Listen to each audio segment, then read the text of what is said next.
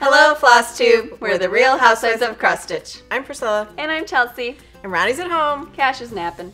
And we're here today at the Fat Quarter Shop to show you how we mount, or how I mount a finish that's round, and also how we use magnets and washers. That's something huge that we're known for, is using magnets and washers to kind of swap out our projects to save space for decor and use it for different seasons. Yes. Our seasonal finishes, we usually do magnets and washers, so that's what we're going to show you today. So this was Chelsea stitching for spring, and there's a magnet and there's a washer on the back, so we're going to take that off, and Chelsea's going to take the bow off. We don't have another bow to replace it, but we'll just show you the finish, how it will look, and this is a trivet that we got at the thrift store. So if I were redecorating and say my piece is already done, this is what I'm taking off, and then I would just slap my new stuff on. Simple. Okay, and we're going to use batting, and this is available. The links are down below. And what I usually do is I just lay my piece on top of it. I've already cut a round piece of sticky board, and I used a cup and traced around it, and then just cut it with a scissors. And for me, round and oval finishes are hard because it's hard for me to get the sticky board straight, so I definitely always use batting because it helps you to cover up your bad cutting. And also, this is the 80-20 batting. We use just an 8x8 square that they have. They're already pre-cut. That's going to make sure that your project doesn't move or shift when you're actually finishing the project, and it's going to give it a fluffier look because it's not the cotton. And I used 2 layers when I did her spring one, so I'm also going to do 2 layers when I do the summer. And this is how the summer piece looks. And we're also going to add the red gingham, and then we're going to add the washer on the back to mount it to the magnet. So I take my sticky board. Do you want to take peel the sticky or the paper off so we can have the sticky part? And then I just lay my batting on top of it. Can you move these fabrics from please? Thanks. Yes, ma'am. I have a big soft sculpture needle is what they're called, with button and carpet thread. That's dangerous. So if you just have a regular needle, that's okay too. Yes. It's just easier with this needle, believe me. So I have the sticky board on the top and the 2 pieces of batting, and I lay it down and find the middle, and then I just kind of like fold it up and make sure, turn it over and make sure that I'm good. Now this is where it's helpful if I've left a few inches on the sides. I'm not known for that, but it would be helpful to have a little bit of extra room. Before we started finishing this, we did iron the project so it leaves a nice finished look at the end. So make sure that you iron your project, don't have it wrinkly. So what I do is I just gather it up. I just sew big stitches. And I go in on the corners. I don't go all the way to the corners. I make it in a round shape. You could cut it in a round shape if you're really OCD, like Kimberly likes to say. But I just do it in the square. And these big needles are really helpful with this. Okay, so it's gathering it all into the middle.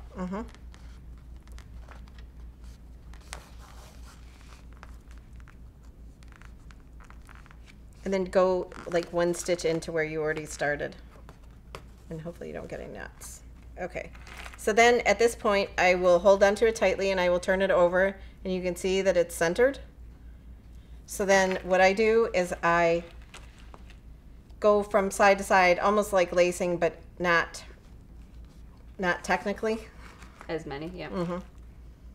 I'll just do like 3 to 4 passes.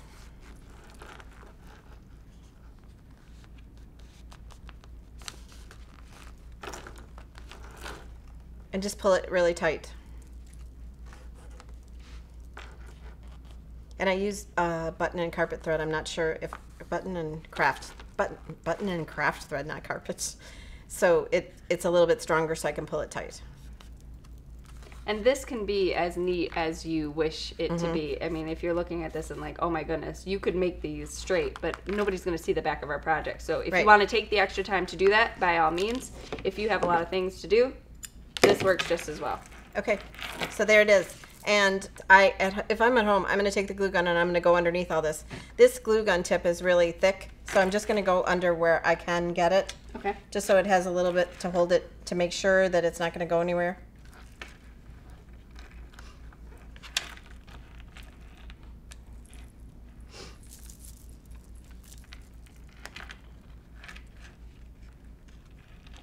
And then just press those areas down.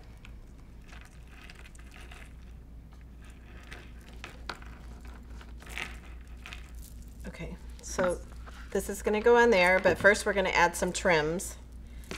We're going to add some white vintage trim. This is from Lori Holt.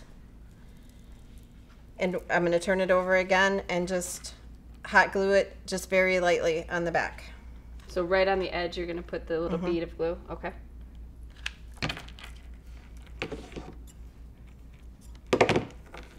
There was a little bit of tape. So you just want like the little points of it sticking out.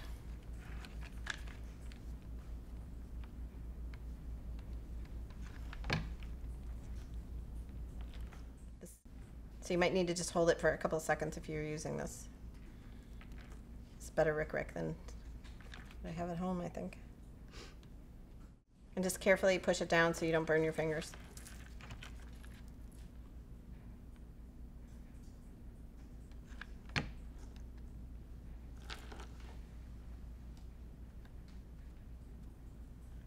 If you want to rip me a piece of 1-inch red gingham while we're doing this. All right, so to rip gingham, any piece of fabric, if you haven't ripped it before, you're first going to do kind of a test strip to get the fabric even. So I cut 1 inch off of it.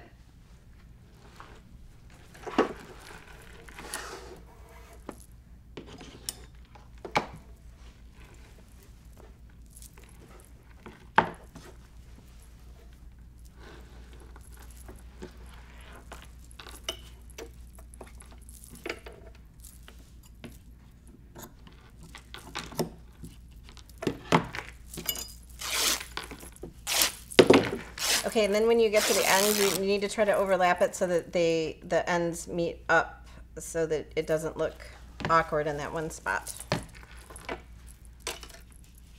So I'm going to use my needle again and the button and craft or carpet thread. And then I'm just going to gather this. This is why we behaved as children, because she would just pull out that needle and we'd all run and hide.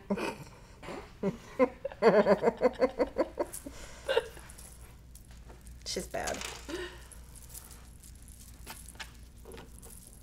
Someday she's going to have paybacks, right? I just gather it in big stitches. It's not perfect by any means, but it looks cute when it's finished. And just a back and forth motion on the fabric. And the torn edge gives it that vintagey, old and crusty look that we look for in our home decor. Yeah. It's a good thing that's in style. Can you imagine if it wasn't?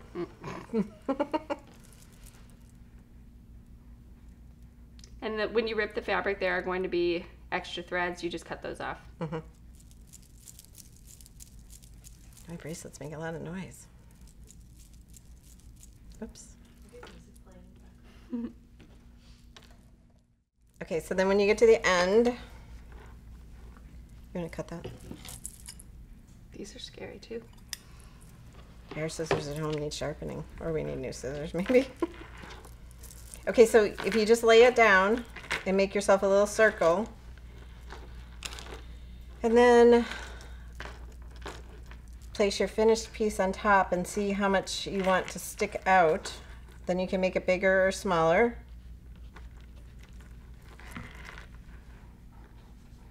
Just by loosening the gathers.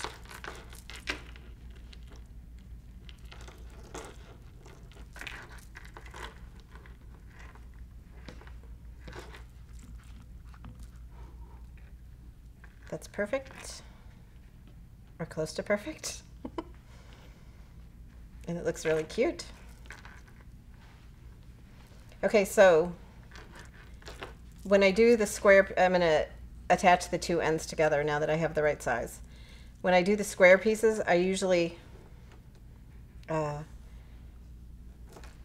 do it where I lay the stitching upside down and then attach it on the back. But when I've done these round ones, I prefer to just leave it like this and put a little bit of glue on the round part that's finished and then attach it to the ruffle.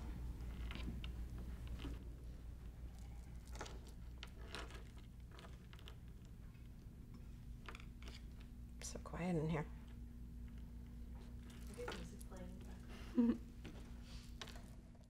Okay, so just get it in a circle and then test your piece again and mess with it so that you get it to where it looks even on all the sides. And then be careful when you pick it up so that you don't disturb your little ruffled edges. And then just put a little bit of glue on the back. And I'm going like right on top of the rickrack. When you flip this over, don't burn yourself.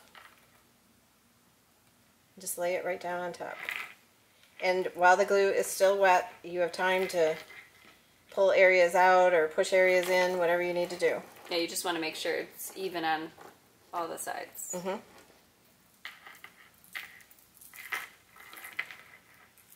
I forgot to cut the string off. Even this out.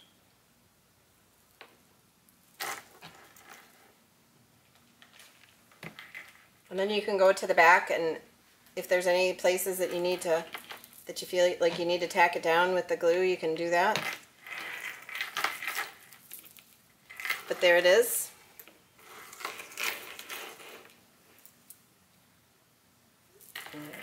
And I'm just throwing this out there. If you wanted to put this in like a 3-tiered tray, you could just put a piece of felt on the background. You don't even have to do that because nobody's going to see it. And then stuff it in the 3-tiered tray and it would be a perfect size. Okay, but we're putting it on the trivet. The trivet. So the trivet's already got a magnet on it from when we did the spring.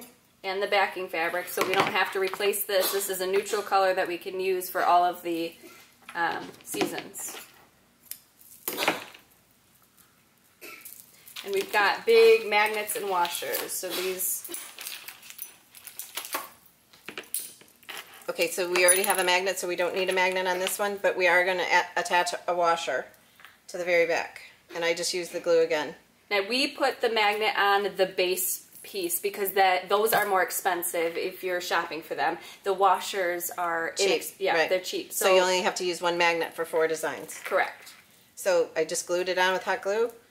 And then we just attach it, and you're done. So thank you so much for joining us, and we hope that you enjoyed seeing this. We know we get comments all the time. When are you going to show us how to use sticky boards? And your ruffled edges and everything. So here you go. It's all here. We're excited to share it with you. We hope that you gain some information. And again, we aren't saying that this is how you do it. This is just how we do it, and we're excited to share that with you.